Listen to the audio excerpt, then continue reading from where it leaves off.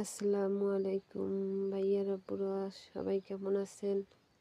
আজকে কে কি রান্না করছেন আশা করি কমেন্টে জানাবেন। আজকে আমরা রান্না করছি মুরগির মাংস ভুনা এবং এর সাথে আরও রান্না করছি লাউ